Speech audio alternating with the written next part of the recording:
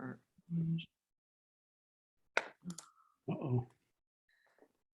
Yeah, watch out. It's got very quiet all of a sudden. They can or will be used against you.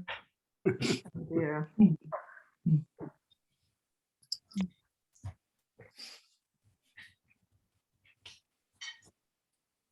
What do you say, Kate? Should we start? Whoever's talking would be the biggest. Why don't we? Hey, why don't we start? And if we're still signing on, we can welcome them in. Good evening. I'm Cynthia Huntington. I'm going to start things off and end them up. I'm so glad we're able to do this tonight, to come together to share some memories of Gary. In another time, we could gather and put our arms around each other, and we live in strange times, so we do this. We do this really for ourselves because we lost somebody that we care about, and we want to put that in some words, and we want to hear each other talk about him. Say it's for us because Gary would hate this. He'd appreciate the sentiment. Totally. But Louise agrees, but he would shrink from the attention as he always did. So we'll just also talk to each other as if no one were listening. Louise is going to say a few words, and then we're going to start off just moving from one person to the next on the list. If when your turn comes, you would just say your name and introduce yourself and take about 4 minutes and move on to the next person. Zach Finch was not able to join us tonight. Jim Hansen will be speaking after Echo and before Marcus. Everything else should be pretty much as it's said here. Hi, Louise. I thought I'd start at the beginning because I didn't think I'd be in good shape by the end, but seeing all you in the beginning, I'm a little overwhelmed, and so is Katie. But planning for this started months ago and involved many steps, and we owe an enormous debt of gratitude to Kate Gibble. She's so gracious. She added this on to her many other duties in the English department so graciously and helpfully throughout, and we thank you so much. And to the readers who are here tonight, thank you for being here and for taking the time to prepare something. Gary would be touched and probably very embarrassed, as Cynthia said. But Katie and I will treasure this acknowledgement forever. And to everyone else who is with us, thank you for enjoying the celebration of dedicated poet, teacher, and friend. It's great to connect faces with the names I've heard over all the years. Know that Gary made a difference in your lives. In my mind's eye, I see him sitting at the kitchen counter with his fountain pen in his hand, handwriting comments on every single student paper that he got, which reminds me of his policy to allow students to revise their papers as many times as they wanted in order to make them really good. And that was his policy in his own life, in his own writing too. And I just wanted you to know that he applied that to himself as well as to all of you, with a salute to the power and beauty of language. Thank you from the bottom of my heart for bringing him back tonight. That's it, I can't do anymore.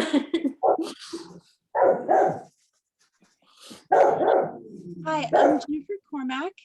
I live in Conway, South Carolina, which is next to Myrtle Beach. And I teach English to homeschoolers and art from ages 2 to 92. I met Professor Lenhart in the summer of 2014, my first of 3 summers in the MALS program at Dartmouth. A fellow student told me she was writing a book of poetry for her thesis and working with Professor Lenhart. The rest is history. That conversation completely changed my thesis direction and led me to have 2 independent studies with Professor Lenhart in poetry. It was fantastic.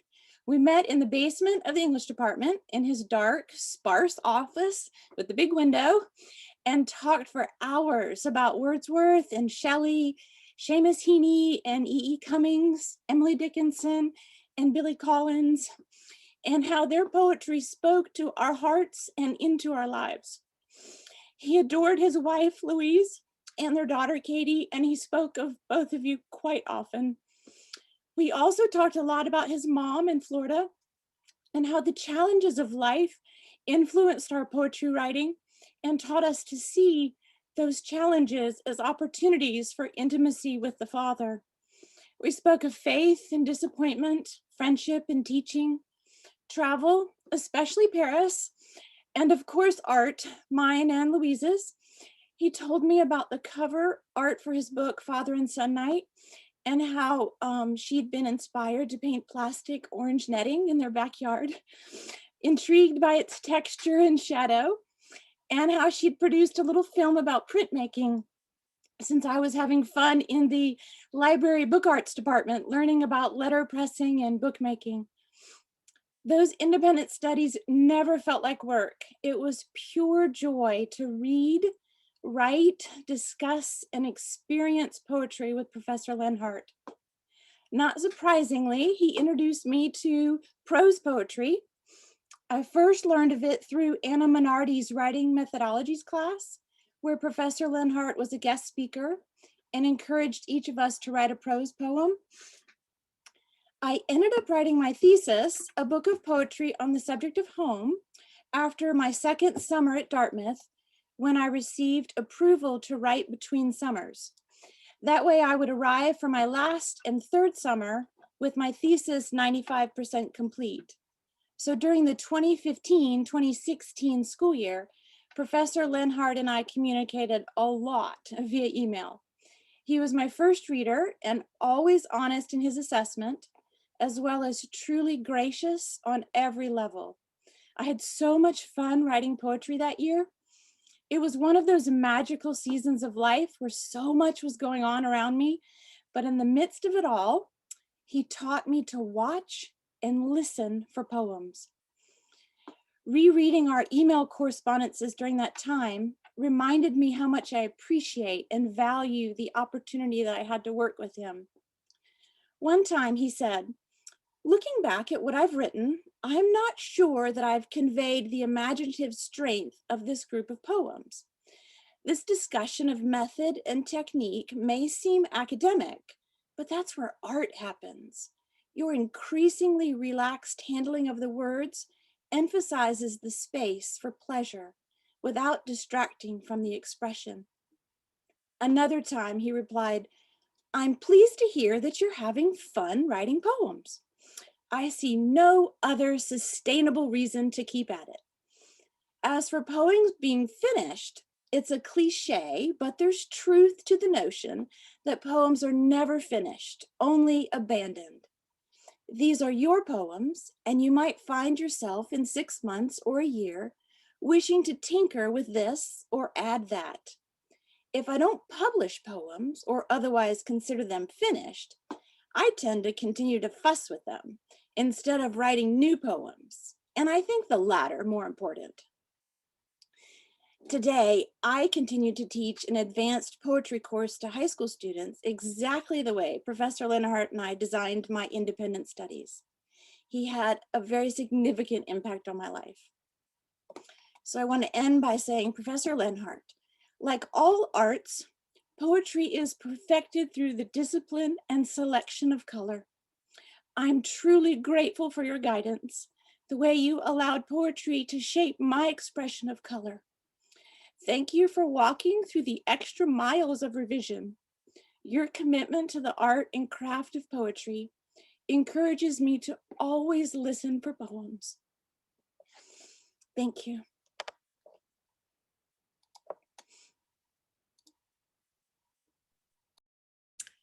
Hi, I'm Marina Mostrin. I'm going to read the final poem in this book, Father and Son Night. The poem is called Obituary. Born to Chihuahuas in Ohio, Gary Lenhart grew up nervous. He thought himself cosmopolitan. His wife liked to say that in the proper dress, he could pass as a peasant anywhere in the world. Like Henry Adams, he wrote for an audience of women, imagining one at a time with him in Provence, Siena, San Miguel, or on a mountain in Vermont, but never in Albany or Detroit. He was not a realist. Like most Americans, he considered himself a born marksman, though he tossed the badges of proof and sold his rifle at a tag sale. With his silly heroes, Isherwood and Schuyler, he was delighted by Willa Cather and romantic about L'Amour. Without it, he would have been blown as the seeds of the dandelion by any passing breath onto open road or boring lawn. He lived far longer than he expected. Every dawn seemed a gift. He doted on his daughter to the point of dottiness. His wife he deemed the most congenial of partners and remained infatuated as a teenager with her body, its scent, touch, and constant changing shape.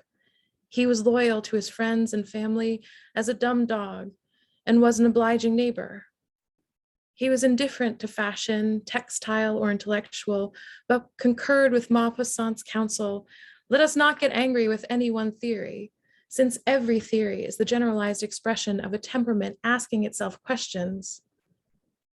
With pain all around him, he didn't so much believe in grace as owe it the strength to breathe. Though issues seldom engaged him to the point where he couldn't see another side, politics as a drama of character he found of passing interest. An adolescence despoiled by Eliot made him slow to warm to Whitman, though he too hated tyrants and despised riches unless invested in splendid buildings or art or in the pockets of his friends. As he matured, he became ardent about Leaves of Grass and was fond of quoting the passage from Specimen Days where Whitman describes America as a great ocean in which shams will always be the show, like ocean scum, even if waters deep and clear make up the rest. He thought everyone should be free to wrestle with the tag team of compulsion and desire and empathize with those forced to the mat, but wished people in the instance were less monstrous.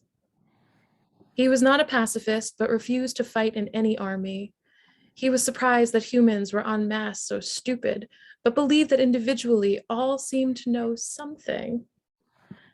He was ever inspired by Doc Williams, Duke Ellington, and his daughter's invented songs, and hoped that a trace of those lights illumined his poems and life. He sometimes confused his poems and life. The only thing he hated more than the nickname Lenny was the diminutive, Little Lenny.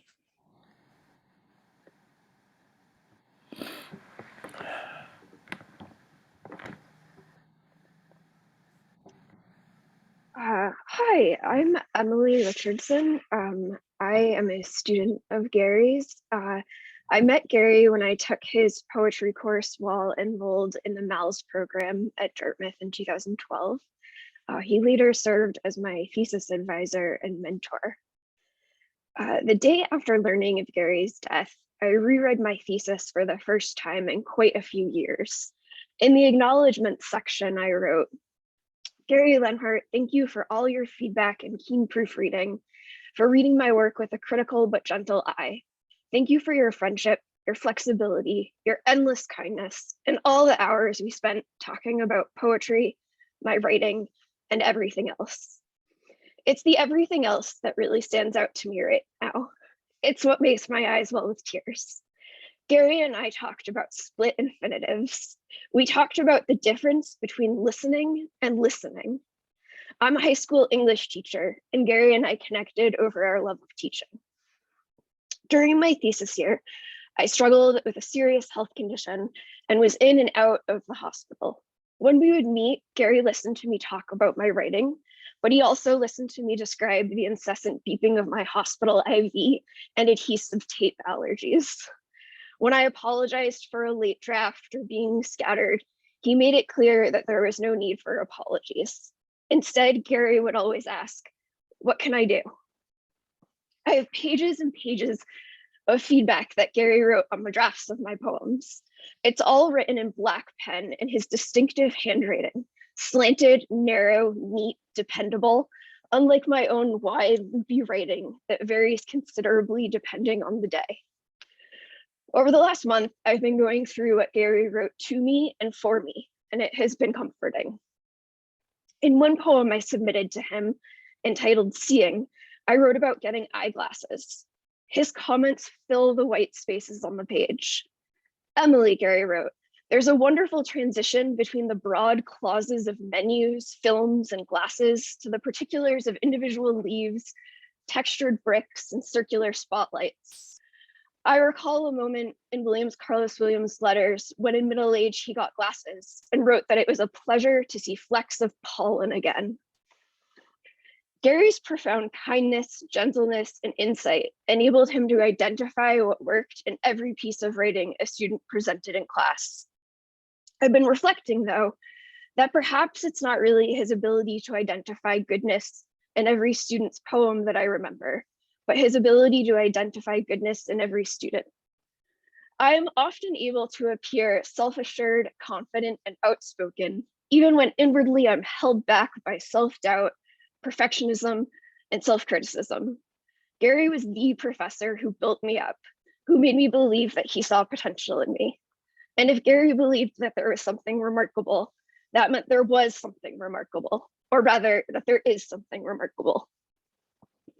This support enabled me to feel eager to receive his more critical feedback and to see that feedback as a gift of guidance and encouragement. It seems important to remember that Gary's kindness didn't prevent him from pushing me and challenging me. It is because of his kindness that he was able to challenge me. On one poem, Gary pointed out, your concept of line seems primarily visual. You seldom go beyond 2.5 to 3 inches, even if the line break seems arbitrary. Try playing with those line breaks. On another poem I submitted, he described all that he appreciated about the piece with his typical specificity that made it clear he had carefully read my work. He then wrote, and I still laugh, but Emily, you have a tendency to not trust your readers to get your message. It was entirely true and exactly what I needed to hear. Though for the record, looking through my thesis, it seems that I didn't fully accept this feedback at the time. A lot of my poems from that period of my life end with a stanza that explains, and now here is what all of this means, dear reader. Oh, Gary, how I wish I could tell you that you were right, and I am now in a place of acceptance and agreement. A year or so after submitting my thesis and graduating, I wrote Gary an email. I was healthy again and living in Los Angeles. After a day of teaching high school students in Santa Monica, I would spend the remaining hours of daylight on the beach, in the ocean, or on the Venice boardwalk, walking by endless t-shirt and postcard stands, dropped and forgotten pizza crusts, and palm trees. The sunshine felt really, really good. In my email, I expressed to Gary that it felt strange to read my thesis now, and a decidedly different period of my life than the year at Dartmouth when I had written it. He wrote back to me, a student in my undergrad contemporary American poetry course surprised me when for his presentation, he read some poems that I wrote during the 1980s. They weren't poems that I would write today, but I'm not about to change them. As you get farther from the writing of your thesis, I hope that you will increasingly appreciate the wit, courage, and deftness of the poems that you wrote during that difficult time. It seems impossibly sad that this is the last time we exchanged notes or spoke. At the same time, I feel such gratitude for this final exchange, which overflows with Gary's generosity. It feels impossibly fitting. In the past month, I've rediscovered comments from Gary that are specific to a particular poem or stanza I wrote, but are also really wonderful me to think about removed from their context. I've been extracting this wisdom as general advice, support, and guidance. It's cheesy and sentimental, even for me, but it is also exactly what I need to be doing. On one poem, he scrawled, do we need to be told that it's a warm day in April? Wouldn't this be as remarkable in July? On another, he wrote, it's not just what you attend to, but the attitude you bring to your experience. The resulting tone is original in the best sense. One feels that your perspective is singular, even among many spectacles.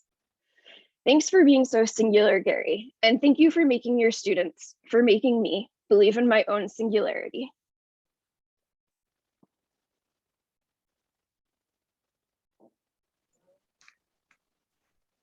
Well, I just have to echo some of the sentiments shared tonight. My story is similar to Jennifer's, to Emily's, I'm sure to a number of students. I met Gary through the MALS program, through the poetry workshop. And I remember reading his work before taking the workshop, and, after reading Footprints on Your Heart, I was like, I'm gonna love this. This is gonna be great. And just to quote from No Choice, given a choice between the good and the beautiful, please don't give me that choice. And it's really difficult to choose what type of memories to share because there's so many. But truly, as a teacher, Gary would go outside of the normal teaching to relate to his students, I think, on different levels. So I remember, as Jennifer mentioned, going down to the office in the basement and being able to sit and talk about your life and talk about, when I was pregnant with my first child, and he would share memories about when Katie was a baby, or getting to know Louise through memories he shared with you. And we would talk about New York and our shared experience living in New York and the excitement of being there. I just was touched and inspired, and particularly Gary helped change my life in nominating me for the Frost Place Scholarship. I would not have otherwise been able to afford to go for the poetry conference, but with his help and encouragement, took the time, and it was transformational for me. It was life-changing in a way. I met people there that became some of my dearest friends and lifelong touchstones, and was inspired to new levels of poetry and writing that just like that's a defining moment in my life. And so there are people that come into your life and they just have a way of making space. That was another thing, was when spending time with Professor Lenhart, you didn't feel rushed. You didn't feel like he had to get you through the door. In fact, sometimes I would read my poem, and we could sit and let it breathe, and he'd look at it and really be thinking about it, and be able to, one of those people you could just sit with and not feel uncomfortable in that silence.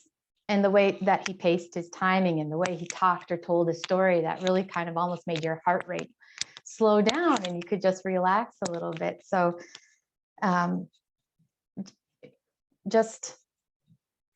humbled being able to share some of these memories with you, and there's I'm amazed to see how many people are here, and just I will hold him forever in my heart, and thank you.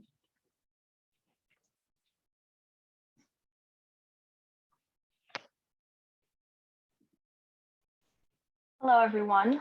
I just want to start off by saying thank you to everyone who was involved in putting this together. My name is Ashley, and I graduated from the MALS program in 2020. I'm not particularly long-winded, and I don't have a specific memory, but I just wanted to use this time to express how much Professor Lenhart means to me. I first met Professor Lenhart during my poetry class, my first year in the program. I was very shy. I didn't like to talk a lot then, especially then, but he always took the time out to compliment my writing and to encourage me every single week of class. I was really going through a lot that term, and Professor Lenhart's class was the highlight of my week.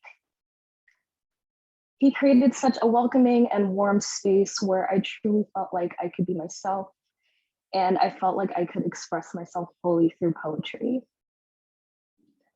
As a thesis advisor, he never failed to send me long paragraphs of revisions on each poem that I gave him, even after he was transitioning into retirement.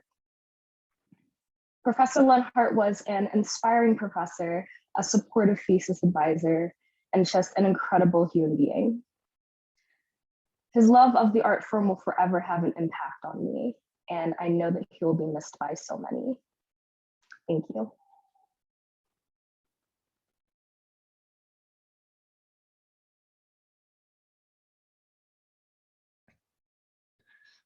My name is Jules Sarkar from the class 2013. I'm also very grateful that you all put this together. Very saddened to hear about this. I just exchanged emails with him several years ago. I'll be reading Ode to Utopia. I'd like to also share some memories at the end of this. Ode to Utopia. So many shades of green, including blue, and a throwback elm, the mockingbird's home. A sparrow cuffs the catbird, but doesn't silence its squawk. Under the shade of the maple, near noon, on the lawn, mouths to mawns, passions to fun. Do you know in some states this is illegal? Later, on our backs in the grass, we track cirrus across heaven as they turn into paths or a maze, sheer cloudness and flux, like the shapes of love.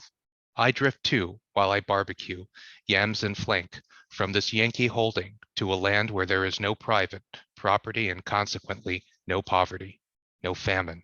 Everyone works 6 hours a day. Maybe today it could be 4, and shares the food at communal tables. I'd hate to eat every meal with other people. The rest of the time they study and play. Rules, rules, rules. Prisoners are conspicuous by their gold jewelry.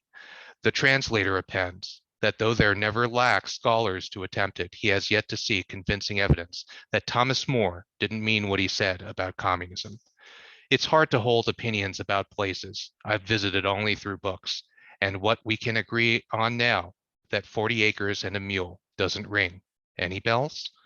But like any honest Joe, I know that Reagan and his profiteers are hell-bent to make all socialists say uncle, that they collude with oppressors and rebuke the oppressed, that eyes go flinty when you say imperialist. But people are exploited all over the world, so if you can live like movie stars, and movie stars like ladies and lords. Where did they pasture this beef? Who gathered these grapes? Who fired this plate? What about the grocer? I'm for full disclosure. But since words are broadcast by large sums of cash, I try to keep in touch with the world as it manifests, where names serve not merely to disguise nature for exchange. I was raised on streets appropriated by Rockefeller, so dividing plantations among people who will farm them doesn't strike me as unjust. Now, an old caretaker cleaning up a rich kid's muck, you could tell these were the kinds of kids a buck didn't mean nothing to them. All they drank was Michelob in bottles. That raises my hackles. Oh, who wouldn't be blessed to sit on this rock after a day of love with a glass of white graves, a couple of yams, and muscles awoke by work, scratching Mariposa between her deaf old ears to let her know somebody cares, weeds and prunes, reaps and mulches, opens the cans of liver, camouflaged to look like chicken fried steak in gravy, as the rabbits' tails disappear over the hills, and a gorgeous cardinal makes her rosy sweep to the oak, down the chimney, a swift, just like the name says. Thank you. Hi, everyone. My name's Monica Morrison, and I'm an '07 creative writing major, graduate of Dartmouth College. And like everyone here, I was deeply touched by Gary. He advised me my senior year and helped me finish my creative work and cross the finish line and ultimately become a writer by trade. I have a lot of memories to share, but I decided to put his instruction to use and write an elegy in his memory. So I'd like to read that now. It's called Treasure of Tradesmen. With no pedigree or provenance, full privileges revoked, I made my introductions. In exile, nice to meet you. From a birthright of lost land ceded to the enemy, puzzled full of holes, minefield of broken hearts, you stayed. Untroubled, unafraid, tender in a war zone of memory. When no one else would join, we sat whispering, working together. With fathomless faith in buried hoards, you passed along your shovel and said, dig.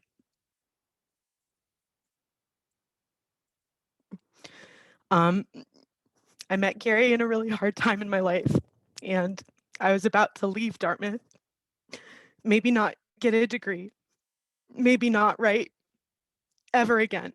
And he helped me turn something that felt like impossible chaos into something I could hold on to. And when I look at my career history, I moved to New York after college and worked in book publishing and had a life in New York, not unlike Gary, just make it in the new millennium with, you know, Courtney Love instead of Allen Ginsberg. And he gave me the permission to have faith in my ability to tell a story and to make it a craft and make it a trade and make it honest work. And I'm always grateful for what he gave to me. Thank you.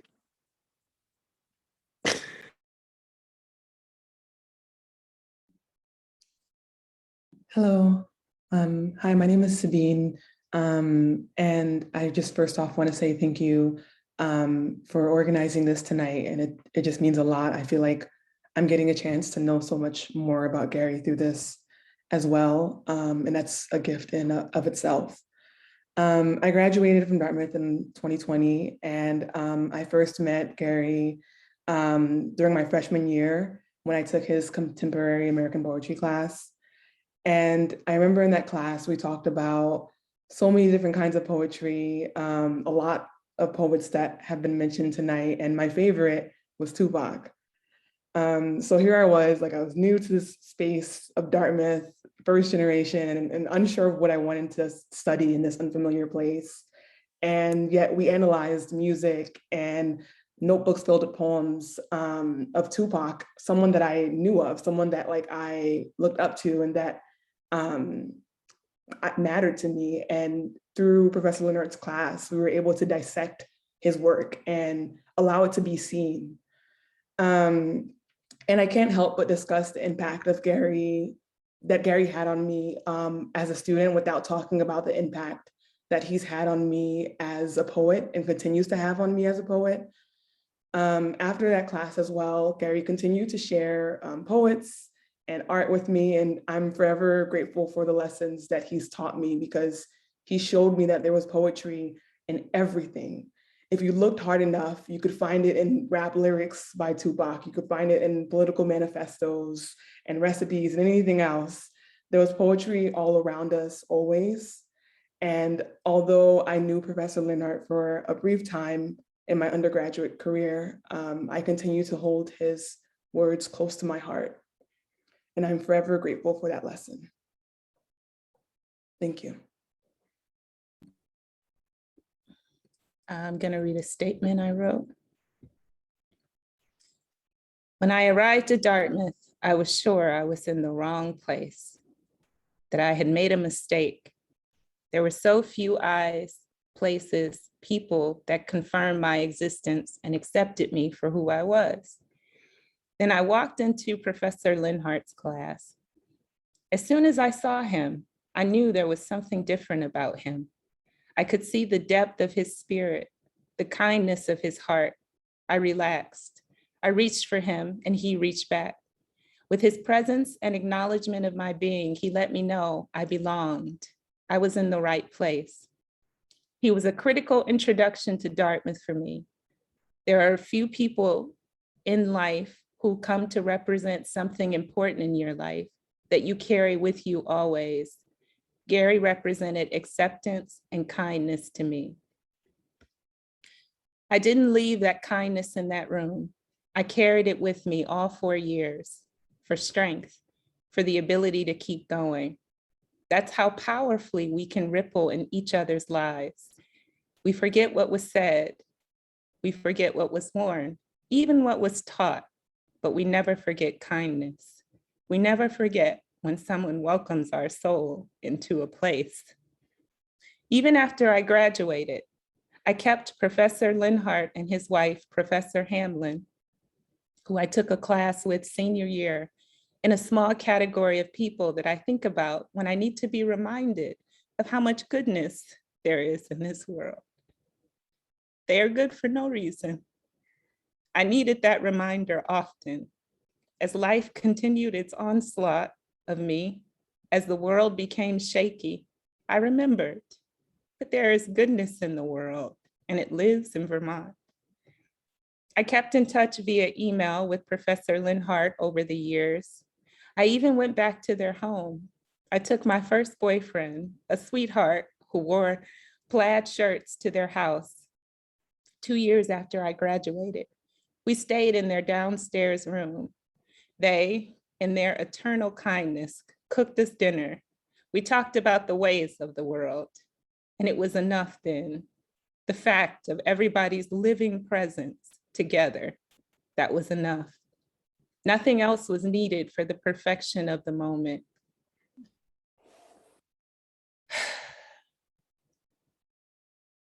I felt lucky, and I selfishly wanted it to be available to me always.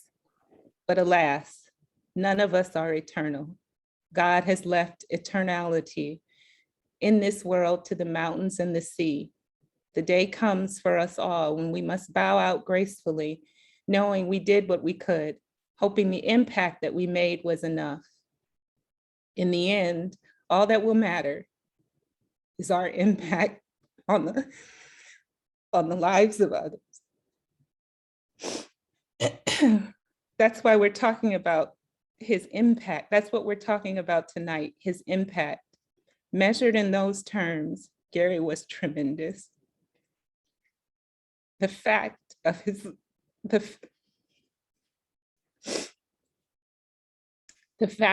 living presence was enough. I am sure there are countless students out there, as evidenced by this call, that still carry the ripples of his kindness in their soul. If I could see him one more time, I would tell him thank you for not rejecting me and for becoming a friend of my soul, for welcoming me when I was most uncertain, and for convincing me that writing was a possibility for me. And honestly, I can't believe I never told him when he was here. I know wherever he is now, he is sending us peace, kindness, and hope for better days. I wish him the same for his soul. Thank you.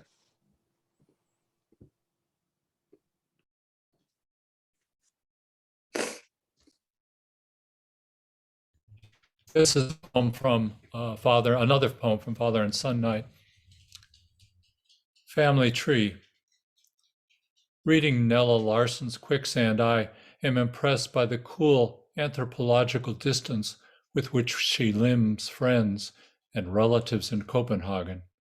I, who know nothing about Danes beyond The Little Mermaid, except that they export dairy and lend their name to pastry, suddenly wonder, could so much of one's personality, bound to enthusiasms for anchovies and strong coffee, survive 4 generations on a father's side?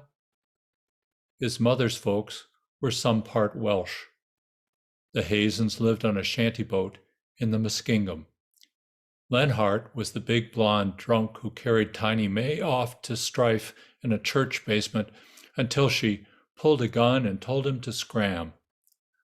My mother's side were brandy loyal French Canadian, except for Cassie, my great-grandmother, an Irish lass, all the heritage my uncle needed to sing for years in Irish bars. Until his girlfriend came from Ireland, she had never seen an ironing board nor American-style bath. After arriving to work as a domestic, she was invited to go upstairs and freshen up. Finding an ironing board in the bathtub, she climbed up on it and, reclining precariously, endured her first shower. I'm a friend of Gary's, and I've known him I knew him since the early 70s, or the late 70s, because a friend of mine, Steve Levine, moved to New York, and became friends with Gary and with Greg Masters and Michael Skolnick. And the kindness that I feel from the students is, I feel honored to be in their presence, because it was that kindness, that generosity that he meant to all of us. He was that man. And I feel honored to be in the company of all these students that felt his presence so strongly. Thanks.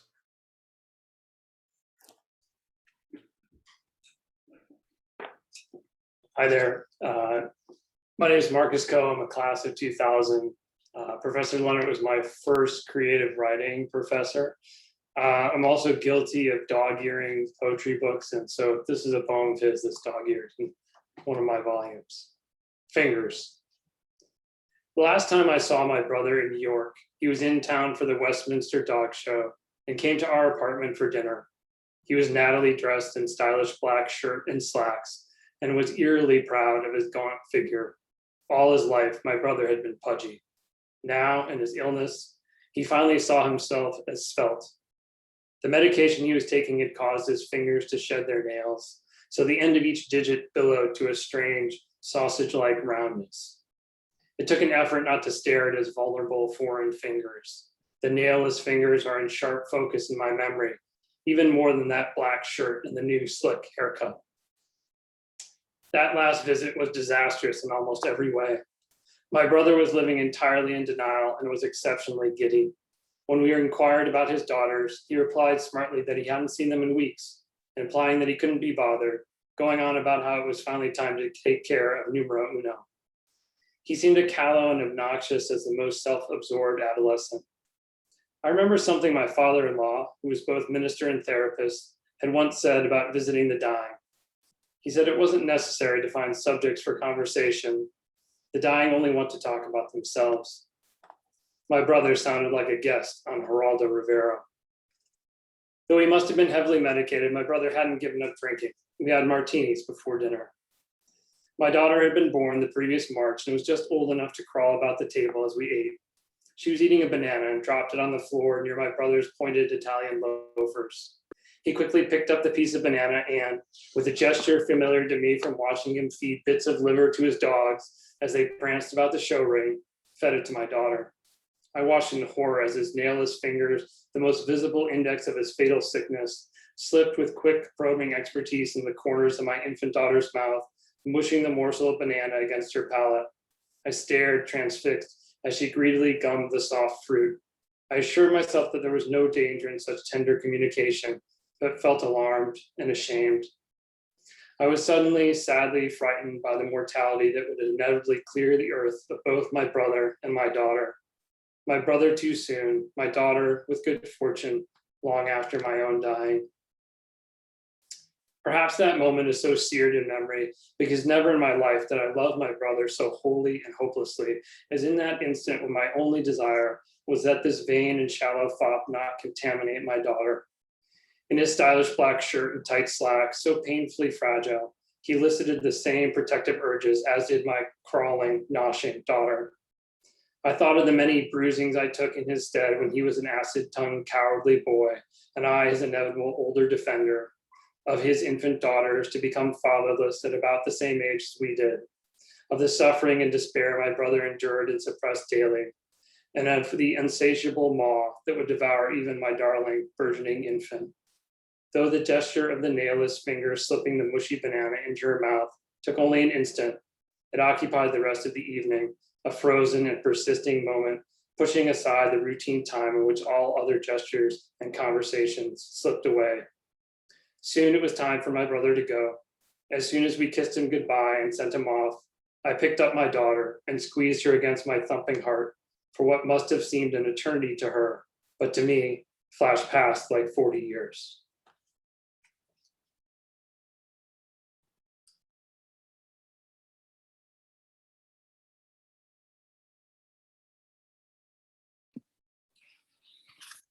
Hi, everyone. My name is Amy Melios. I am a graduate of the MALS program, and I first met Gary in the winter of 2016 when I took his poetry workshop. And it was a terrifying experience for me initially because I hadn't written a poem in over 20 years. But after that first night, that sort of terror dissipated. And that year, he nominated me as well for the Frost Poetry Conference, which never in a million years did I ever think I would be able to attend something like that. I don't have as many memories of him as others do, and for that, I'm definitely sad.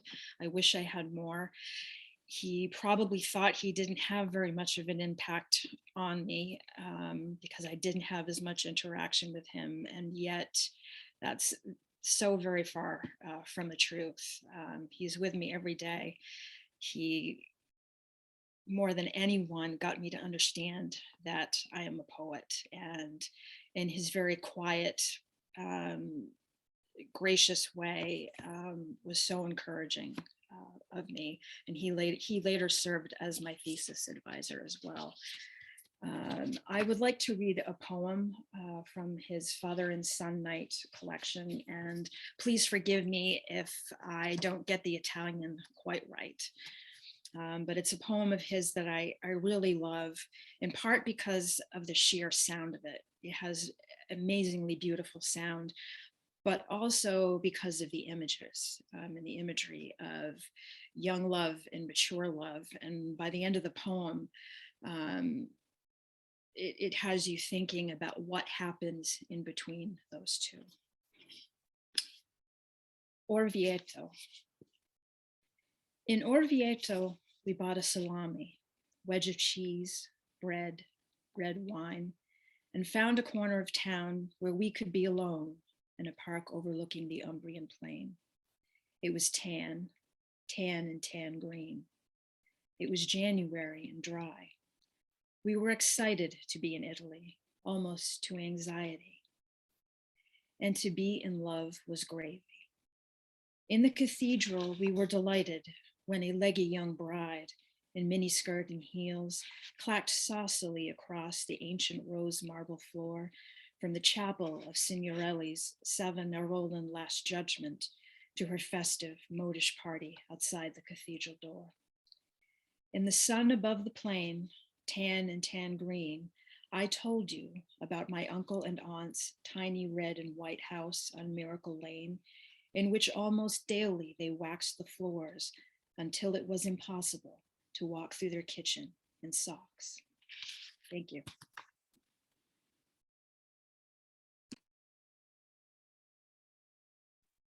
Hi, everyone. I'm Margot Novak. I'm also lucky enough to have been one of Gary's students in the MALS program at Dartmouth. And I'm going to share a poem here in a minute. But I think one of the memories that I always have when I think of Gary is we were both morning people who liked our hot morning beverages very much. And so instead of meeting in his office, we would always meet at Umplebee's.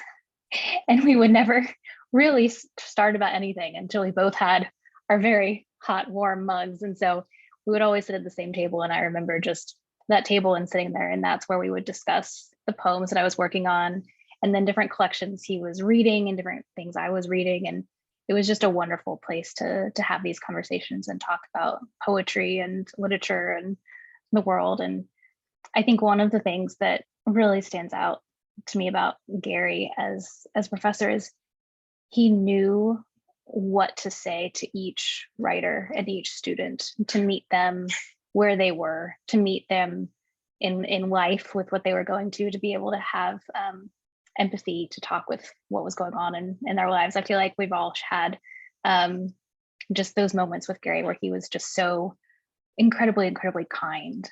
And that's just such a powerful thing to find in a person in this world. So I'm just feel so lucky that he was a professor of mine, but also someone that I like to call a poet friend, which was just really powerful. So I'm going to read Footprint on Your Heart. Someone will walk into your life, leave a footprint on your heart. Turn it into a mudroom cluttered with encrusted boots, children's mittens, scratchy scarves.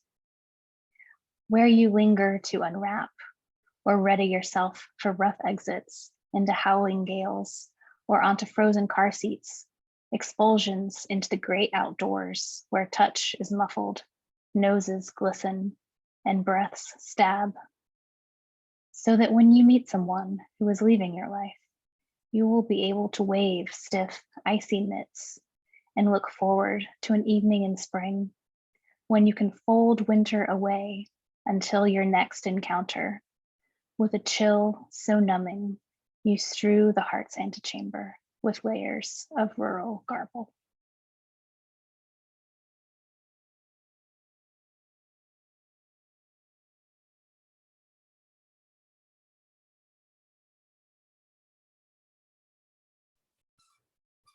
Hi, I'm Cleopatra Mathis. So glad to be here tonight.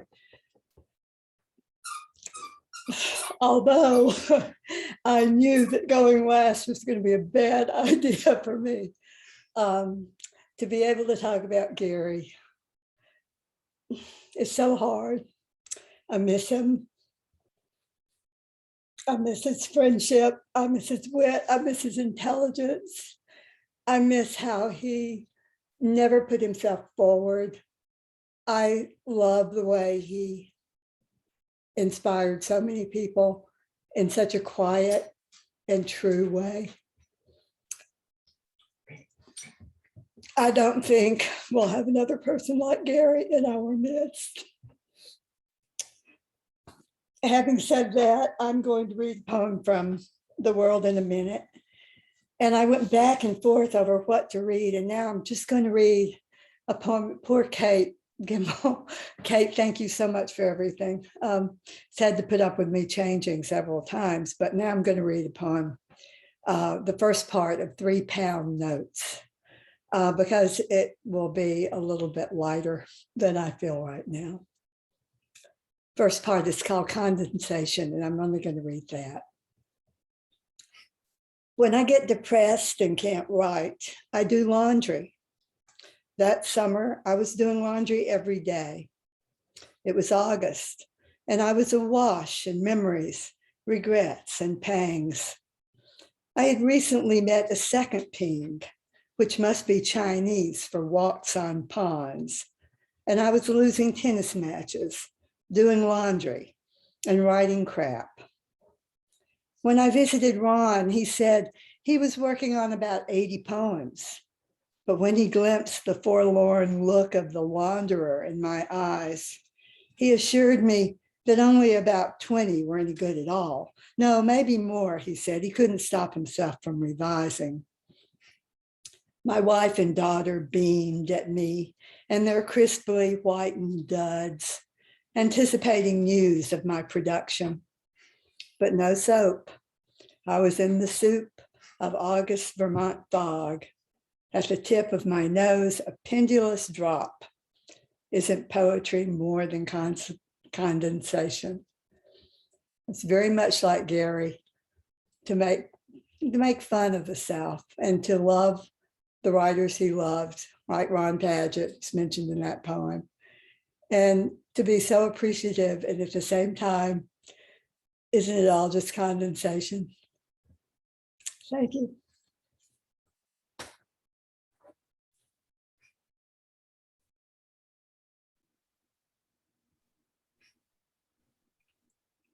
Hello. Hello. Hello. Oh, hi. Hi, Louise and Katie, you don't need to speak unless you want to. Do you want to?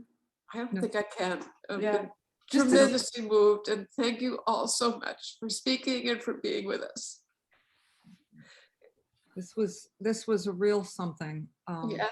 Really moving to hear, particularly from all of Gary's students. One of the things that colleagues know each other in one way, but we're not in the classroom with each other. And you know a lot by inference, but to hear, in detail over and over what Gary has meant to his students says so much. we're going to wrap it up tonight, and people are invited to stay on if you want to. People speak to each other who are still here, but the formal part of the program is finished. I had some more words, but I don't feel like anything I could say now would add to what's already been said. It's a, you know, miss Gary terribly, and so grateful that he was part of our lives and part of my life. And we should take the spotlight off of Louise, whoever's doing that, and let her let Louise and Katie go back. So thank you all so much. Thank you so much.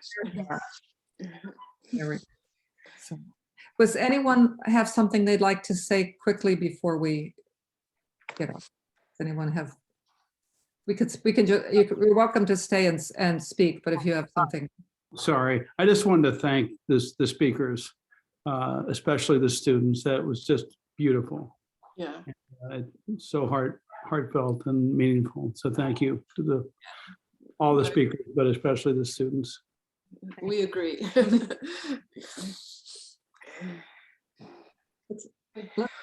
Let's let Bill, you have to unmute yourself. Who's speaking?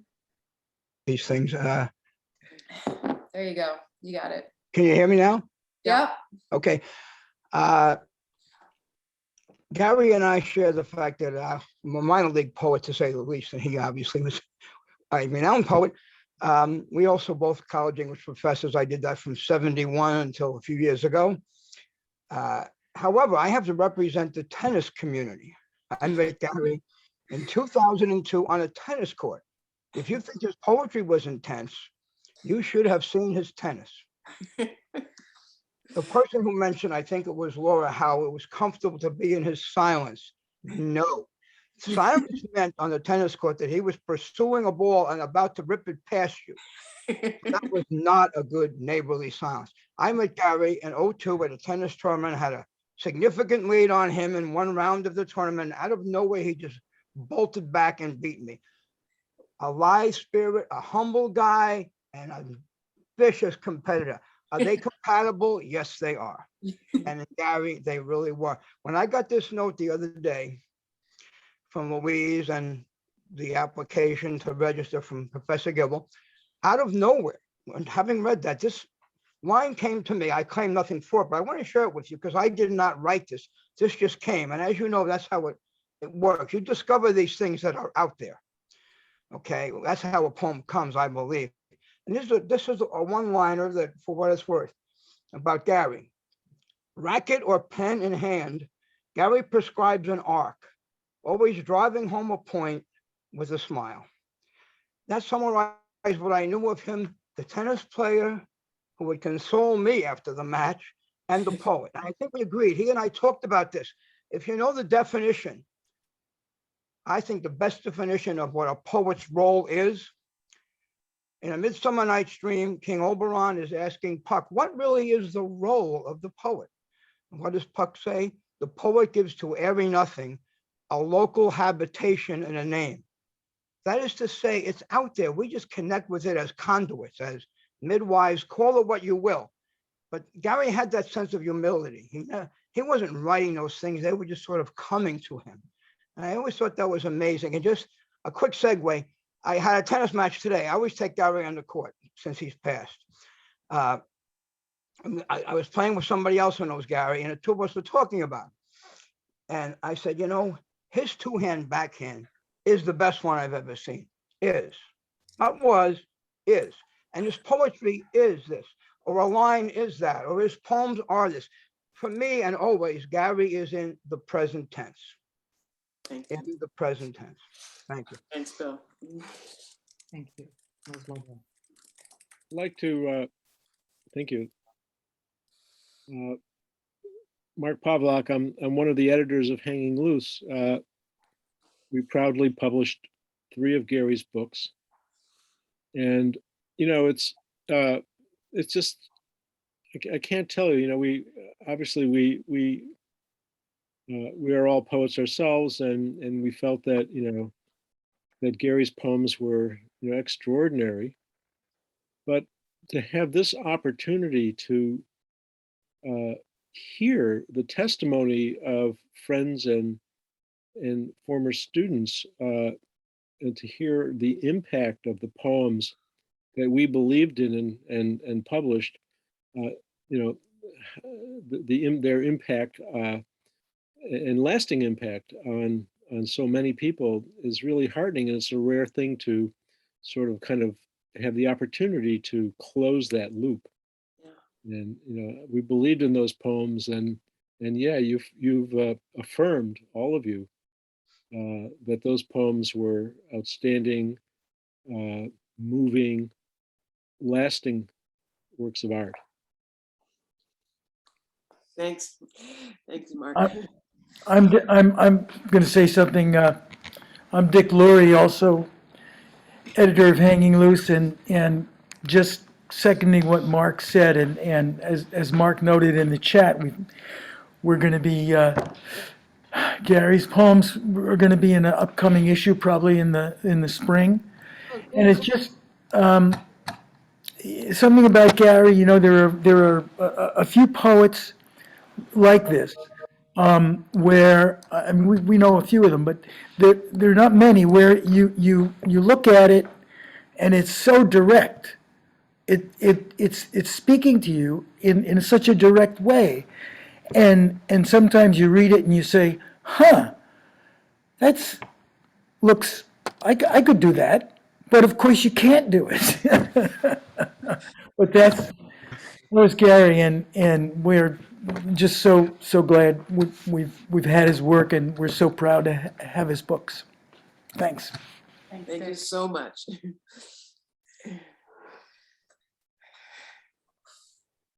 Cynthia, can you hear me? Can I ask you a question? I believe about 25 years ago, I coached your son at Hanover High School basketball. Can I say that? I'm a high school basketball coach. I've been doing that for 40 years. Oh, you see, his last name is Yarborough. Cliff, no, well, yours is left-handed jump shooter. He's left-handed, yeah. And what's his name? My heavens, Sam. Sam, no. One of my favorite kids from Hanover. I coached there for 15 years. One of my favorite players. I have to drop that on you. Okay. Bill, I can see why Gary. Bill, I can see why you were friends, because I feel like Gary, he was so funny. He had such a great sense of humor, and you're hilarious. And I just feel like I could hear him telling me a story about you. Like, this is so funny. But we played tennis as an excuse to share a couple of jokes and stories. But yeah, I can see tennis that. was sort of the backdrop for it. Yeah. And he kicked my butt so many times. Well, I was going to say, that everybody's talking about, Gary's wonderful generosity, which is undeniable, and but he was also very discerning. I would like to say he didn't suffer fools gladly. He had to suffer them, but I always thought he suffered fools with chagrin. He kind of knew that we were all terribly flawed, and that was always kind of poured into the equation. I think that's important in his poetry. I mean, I think in his personal relationships, more of the generosity comes across, but there's that honesty in the poetry that is struggling to be generous and also not to see what you see. I was reminded of that when one of the students was reading Fingers, and how hard he looks at himself in that poem. And how he's not afraid to have these really strongly mixed feelings toward his beloved brother at that moment. That generosity was hard earned. I think it was not blind. It was softened in spite of us, that he liked some of us, I think.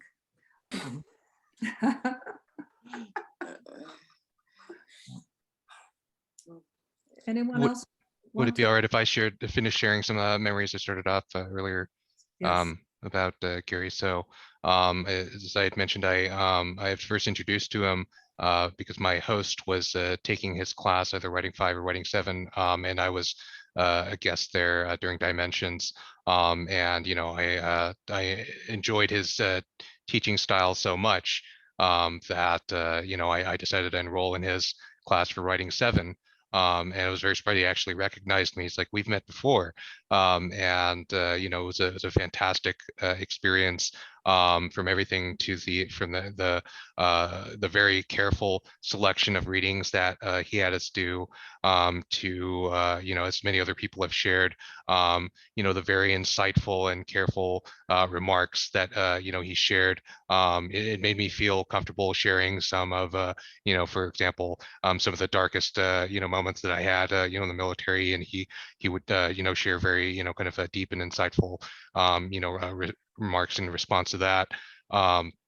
Towards I think several years later, maybe it was I think it was my junior year, I ran into him walking across the green, and he said, "Hey, one of my students, came and visited you at Arwit, which is the writing tutor center for those of you who don't know." And he said, and that student, he got considerably, better after that, and he continued to get better. And I said, "Well, what did you expect? I learned everything that I know from you." Yeah, and so we stayed in touch. I'm of course very sorry to hear about his passing. I just checked the day. It was about 5 years ago. I